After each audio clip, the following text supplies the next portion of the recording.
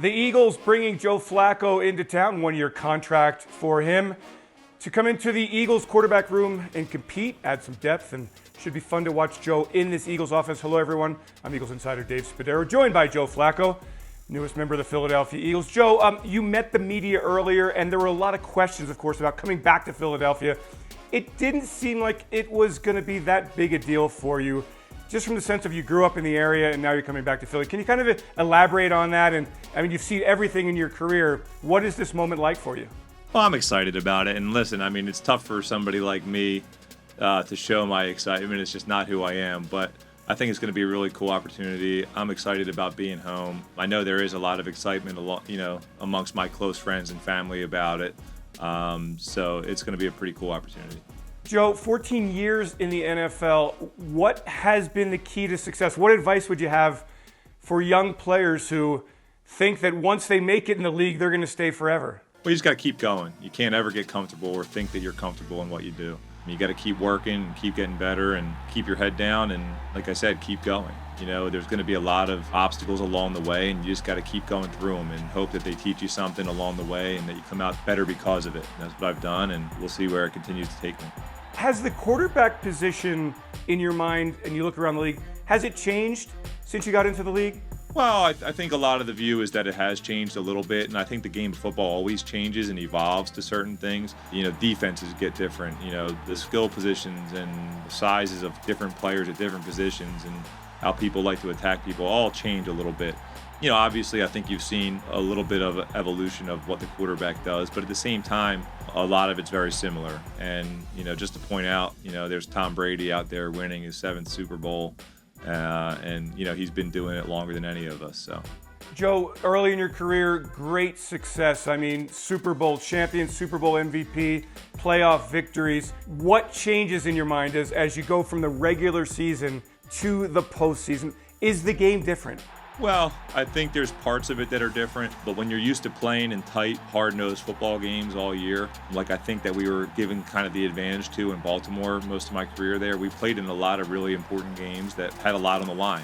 And I think those prepared you for those types of games that you were going to have to play in January and then in February if you wanted to win the Super Bowl. So I think there is a little bit of a difference between certain games, but you know, when you're a tested team and when you've been through a lot, they're not too big for you and they end up being pretty similar as the rest of them.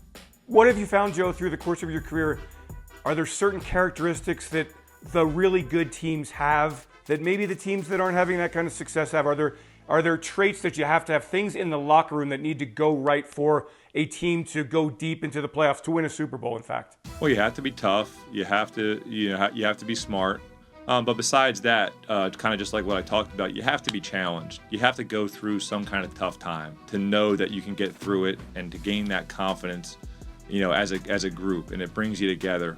And I think the more that you can be challenged and go through tough circumstances, the more prepared you are for the really tough games. Joe, what kind of game do you have right now? 2021, 14th year in the league. How do you feel physically? What can Eagles fans expect to see from you this year? Well, I feel really good physically, and as long as that can stay that way, I feel better than ever about playing quarterback in this league. I've seen most of what you can see, and you know, I still have my arm and my ability to throw, and you know, everything else, you know, I feel really good about. So I'm excited about what my body and what my mind can do, and just got to go out there and show everybody else. Joe, how challenging was that neck injury for you, just in terms of the context of your career and maybe the next step that you were going to take? The biggest challenge was just mentally for me, just going through the ups and downs of what was going to happen, if I was going to be able to play again. You know, not really knowing, kind of having it be out of my hands to a certain extent, and then ultimately not being ready to be done with it. Wasn't an easy thing to deal with, but you know, we all get through it, and you know, I'm excited as to where it brought me today.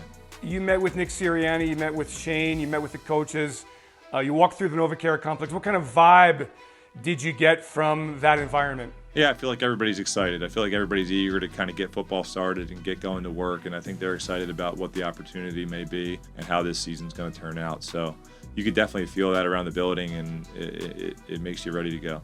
And Joe, your mindset coming into this situation? Listen, I'm here to play football, and that's my mindset. I can't wait to go out there and play football and compete with the guys and have a lot of fun, and you know, and see where this season brings us. Joe Flacco, thank you so much. Welcome back to Philadelphia as a Philadelphia Eagle. Looking forward to seeing you in 2021. I appreciate it, Dave.